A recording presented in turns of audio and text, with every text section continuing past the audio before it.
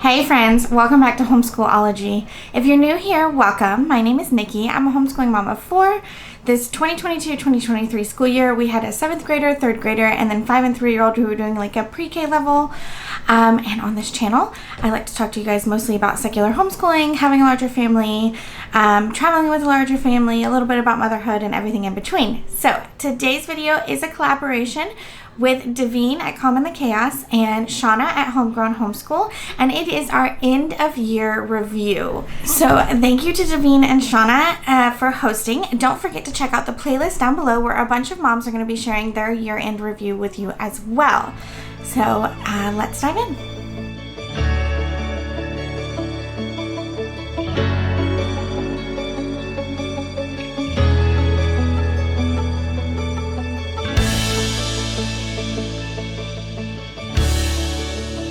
If you're new here, you may not know that we are year-round homeschoolers. If you're not new here, you are aware of that.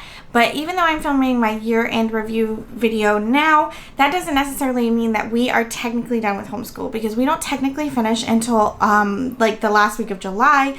August is the start of our new school year. And we will be finishing up some of the things that I'm going to talk about today. We are not quite finished with yet, so we will be finishing up some of those. But I wanted to jump on and share and join in the collab, so I'm going to go ahead and share what our year has been like so far. So just a quick summary of our year. Overall, we had a good year. It was definitely a challenging year because we were trying to add in homeschooling the younger two, which was new for us. I tried doing most of them together, and that went well for most of the year. But here towards the end, I've started to see my son really, because he's older, I've started to see him really like take off in his learning journey, and kind of separate his learning from her learning, because he's moving at a more accelerated pace because she just isn't developmentally there yet. She is by far my most eager child to do school and learning, but you know, her cognitive ability has to catch up with her eagerness. So we are just having fun with her right now. I don't ever have, she's always the one asking to do work. When she asks me do some things with her, and so she's doing really, really well too. She's still as eager as ever to do her learning, which is really exciting. As I said, my son is really starting to take off on his learning. He's really starting to get into it, really starting to find a value in learning his letters and learning to read and things like that. And so we have started pinwheels with him. Up until now, we were just kind of going through some books. We were doing a little bit of the Quill program from Brave Writer, and I'm going to talk about all of this stuff a little bit more in depth later on, but we've just been taking it slow and easy and just letting him kind of get used to doing school.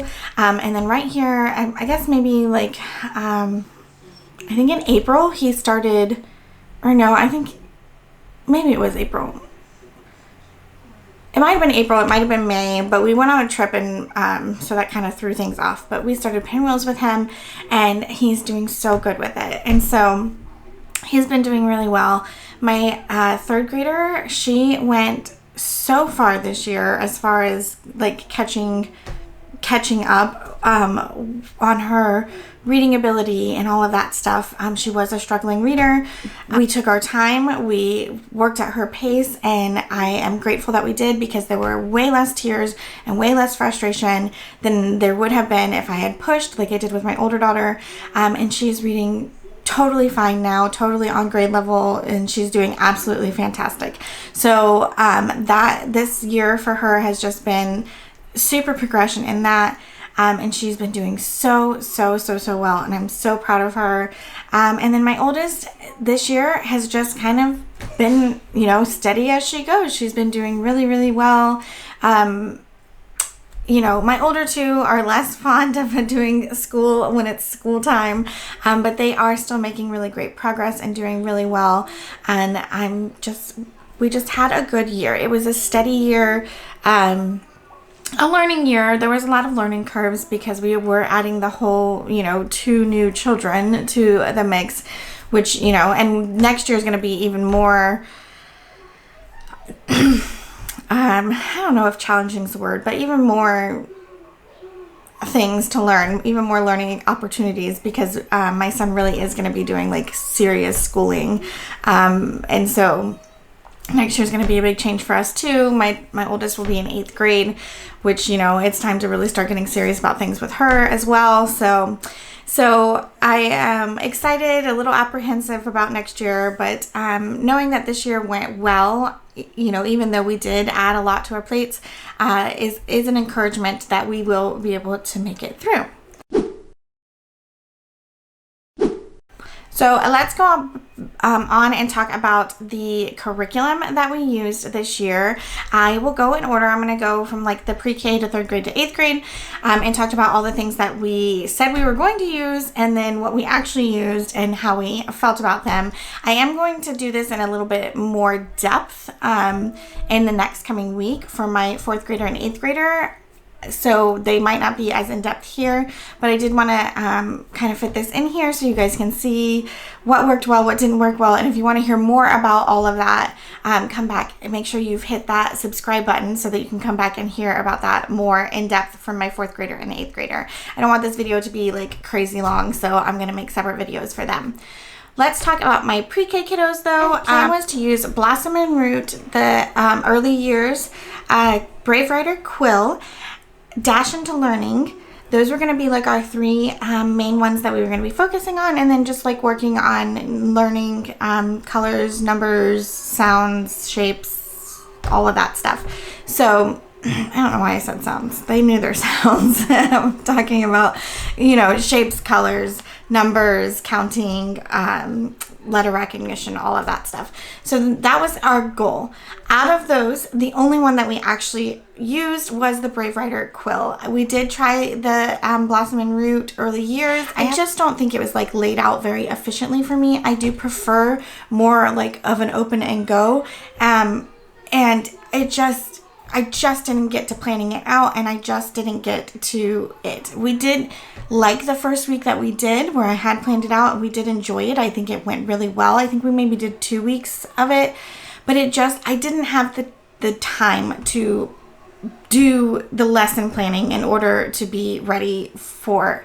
Now, what I could have done was gone through and done the whole year's worth of lesson planning and then just followed along that, but it just didn't happen. It just didn't pan out. So there's not necessarily anything wrong with the program. I just need more of like a checklist for me to go through, and that specific one isn't really laid out like that.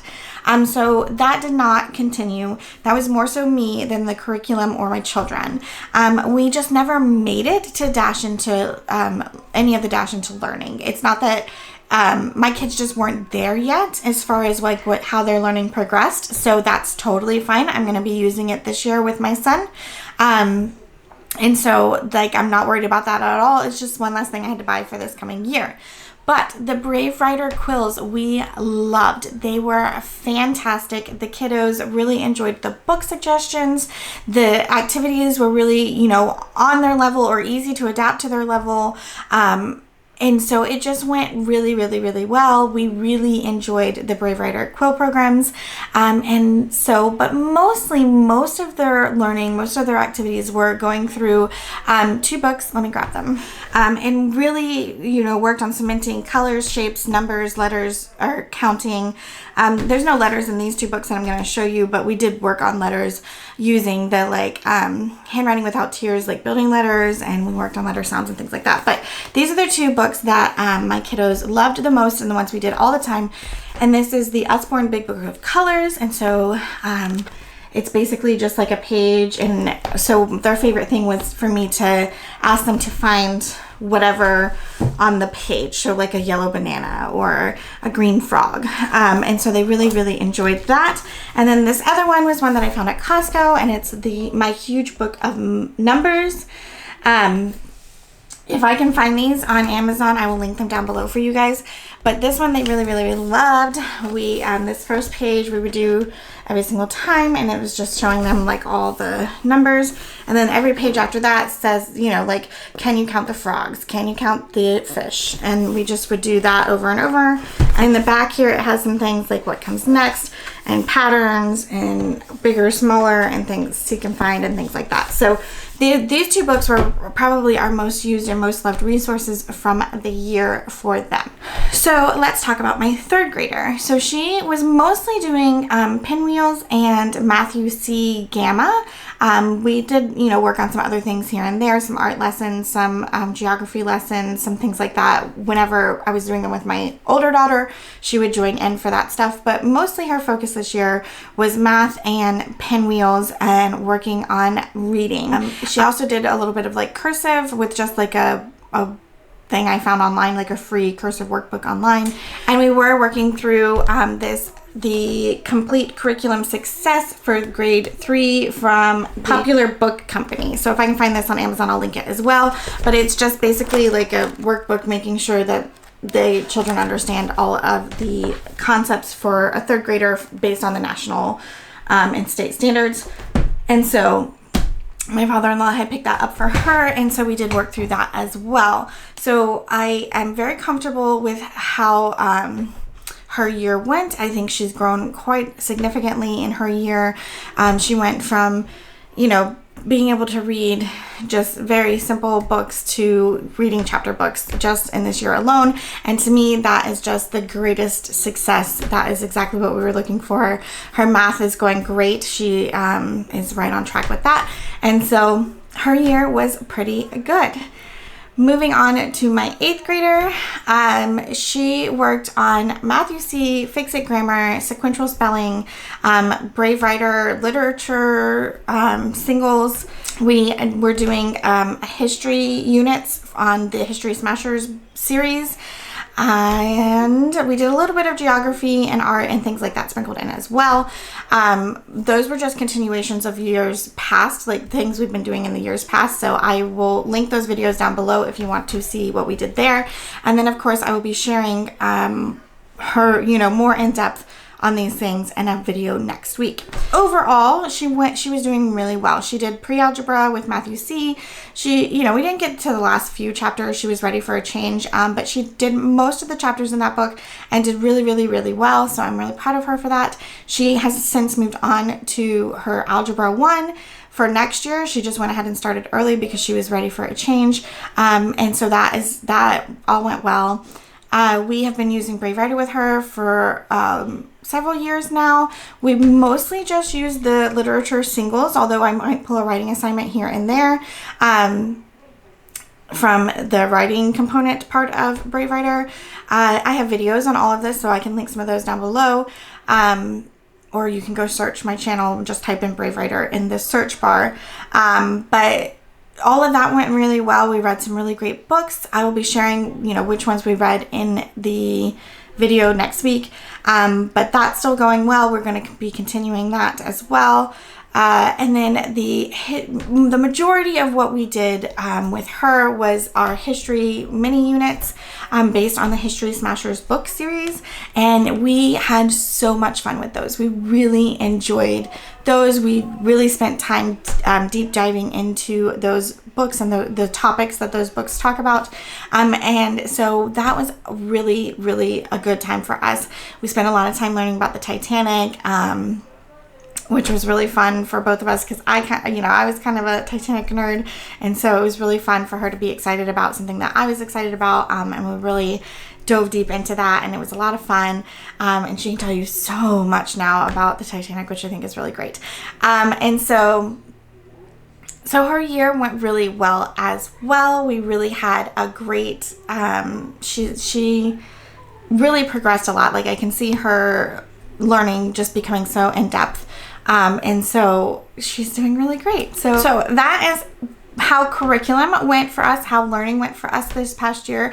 Everybody really made a lot of really great progress. And the curriculum that we chose, I think we're really on a good path for them. I am going to be in the search. I've shared before what my plans were for the upcoming year. A lot of that has stayed the same. A little bit of that has changed.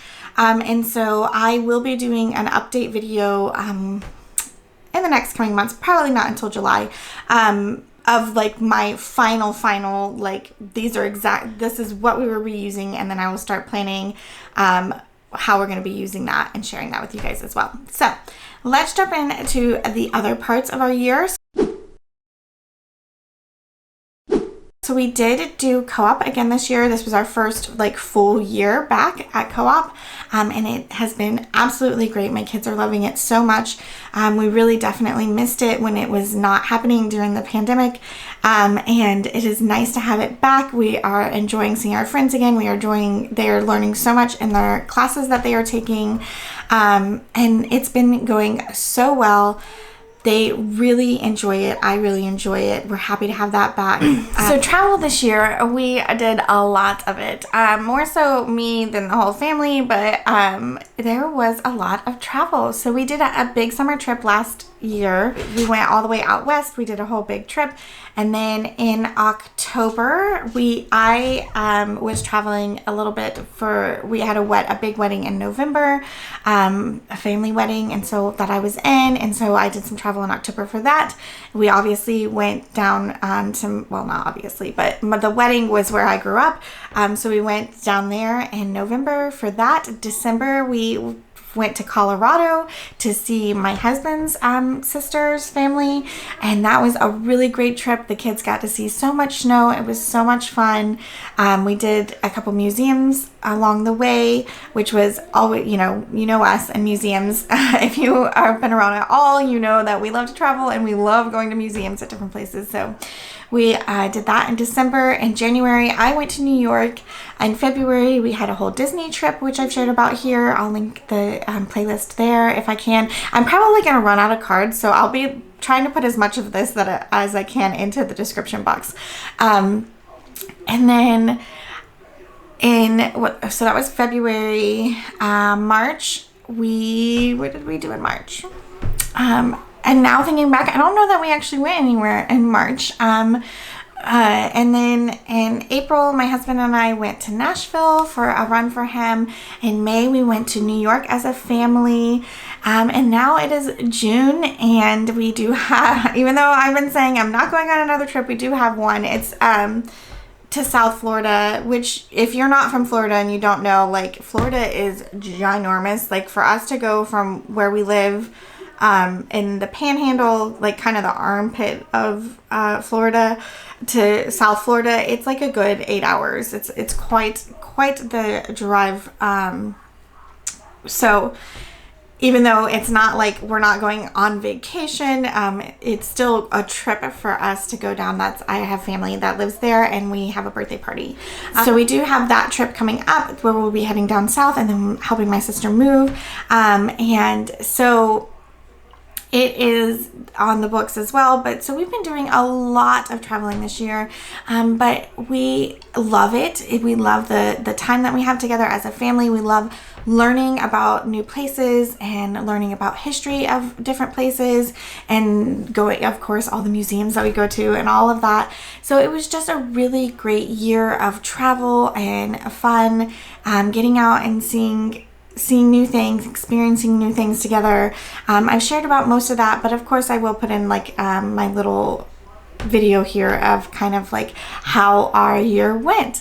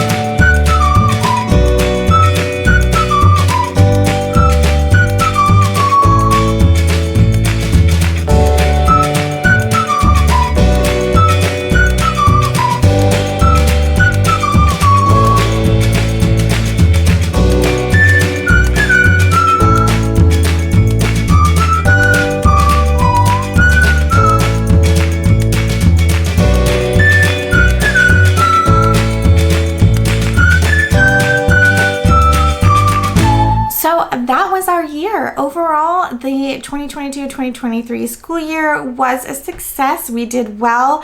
We had some new challenges. I didn't get to as much as I wanted to get to, but I feel like that's the story of a homeschooler's life. My whole idea of planning and having the loop subject was a complete failure. We didn't even do like one full loop. Like we didn't even finish one full rotation. So I'm going to be reevaluating and reassessing how to manage all of that. But other than that, for the most part, our year went really, really, really well. Things progressed nicely, and that's all really we can ask for. That's all that's required in my state, is that the children progress. So I call that a success. So I think that's all I have to share with you guys today. I would love to hear how your year went down in the comments below. I love chatting with you guys and learning about your experiences as well. So head on down to the comments and let me know how the year went for you guys. While you're down there, I would love it if you would hit that subscribe button and ring that notification bell and give this video a thumbs up. And thank you again to Shauna and Davene for hosting this collaboration. Don't forget to head on down to the description box, check out their channels, as well as the playlist of all the other moms who are sharing with you guys as well. And I hope you will come back and chat with me again real soon, and I will talk to you guys later. Bye.